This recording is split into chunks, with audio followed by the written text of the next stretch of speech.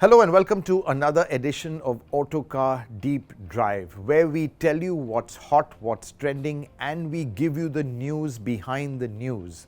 A lot of it is in this month's issue of Autocar India, so don't forget to pick up a copy. You can either get it on Amazon or from our website.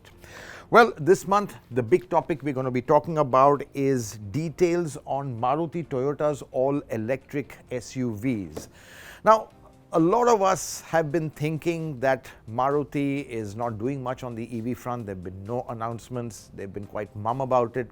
What we've seen is the WagonR EV. That was really shown at the Move Summit many years ago.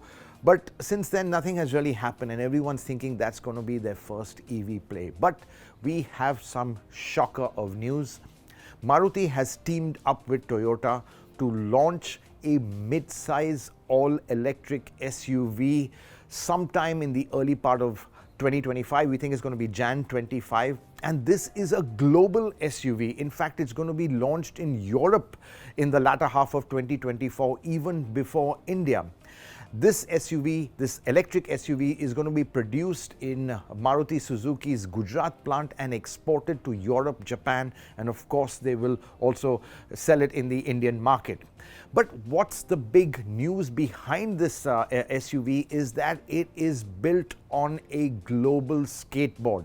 And it's not just an ordinary skateboard.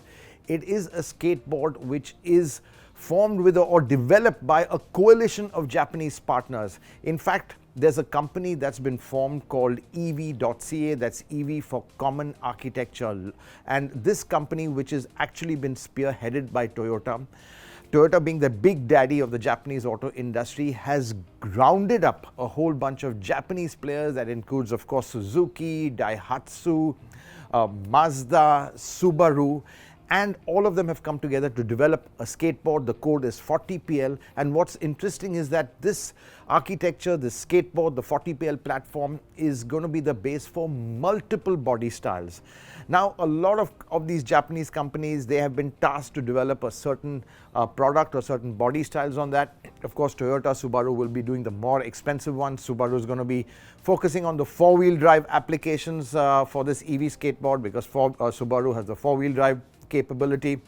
And this skateboard is very flexible with multiple wheelbases, multiple lengths, and of course it can take multiple heights. So really, from this is going to be a platform where we get a lot of products. But the first one is this mid-size SUV. Now, it is a Creta-sized SUV. A lot of people thought it was going to be a sub-4 meter SUV. No, it's not.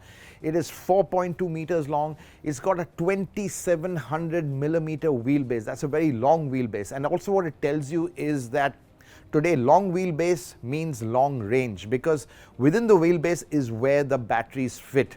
So all the EV makers are trying to extend the wheelbase as much as possible.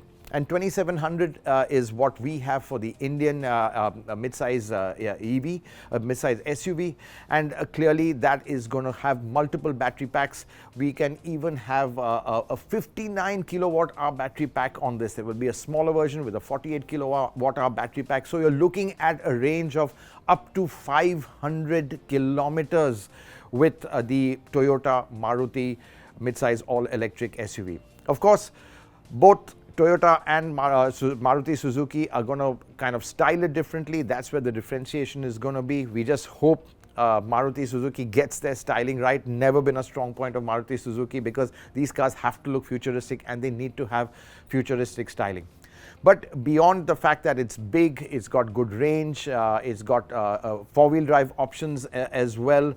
The other big technology play is that this SUV is going to be using blade battery cells.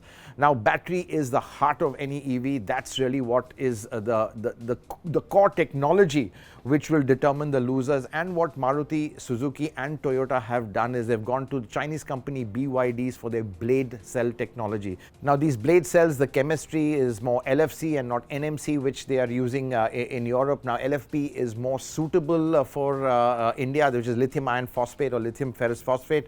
And but the downside of it, it doesn't have very high energy density density.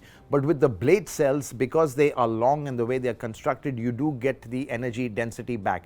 And also there are other advantages. You don't need a module, so the cost is much less. And what suppliers are telling us is that this battery pack can be 15 to 20% cheaper than other battery packs. So really there's going to be a big cost advantage. Of course, it's still some time away, but what is very clear is that both Maruti Suzuki and Toyota are not taking the conventional route of converting an IC platform into EV. They're going straight for a skateboard, straight for a global skateboard, and this is one way they plan to leapfrog their rivals.